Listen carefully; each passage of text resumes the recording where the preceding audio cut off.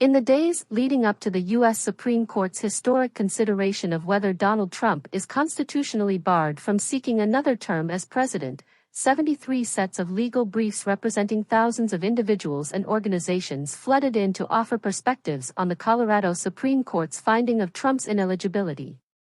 Although most of the amicus, or friend of the court, briefs took a position on Trump's disqualification from office, 14 submissions were formally filed in favor of neither side. Some groups simply asked the Supreme Court to decide the case as soon as possible, as voters have already cast primary election ballots in multiple states. Others warned that federal courts should not second-guess state courts' interpretations of their own election law. David Boyle, a Long Beach, California attorney, argued the Supreme Court could order Trump removed from every state's ballot or kept on every state's ballot if it wished, but disqualification would not be inherently undemocratic. Democracy includes protecting people from insurrectionists, not just letting anyone onto the ballot, Boyle wrote.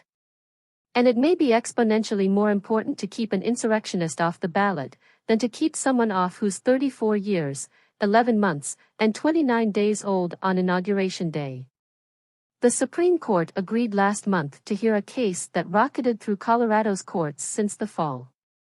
A group of 4 Republican and 2 unaffiliated voters petitioned a judge to order Secretary of State Jena Griswold to keep Trump off of Colorado's 2024 presidential primary ballot. Although the petitioners use state elections law as their vehicle, their fundamental complaint was that Trump's actions to halt the certification of President Joe Biden's victory and encourage a mob of his supporters to attack the U.S. Capitol amounted to disqualifying conduct.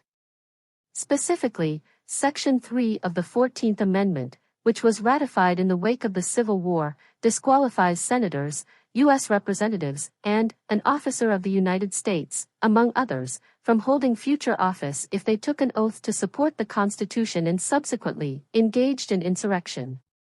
The Colorado Supreme Court, by 4-3, agreed with the petitioners in December, prompting Trump's appeal to the nation's highest court. Remarkably, the Supreme Court of Colorado has devised a new way to divide an already bitterly divided national electorate. It has found a way for state officials to take the outcome of a presidential election, at least in part, and perhaps entirely, out of the hands of voters, wrote the conservative groups Judicial Watch and Allied Educational Foundation in support of Trump. Its decision rewards local, partisan interests, and clever lawyering. Section 3 was enacted for such a time as this, and for such a figure as President Trump, countered Sherry Lynn Ifill, who formerly led the NAACP Legal Defense Fund. Insurrection in a stable democracy should be rare and firmly rejected. But when it occurs, its proponents must be barred from political leadership.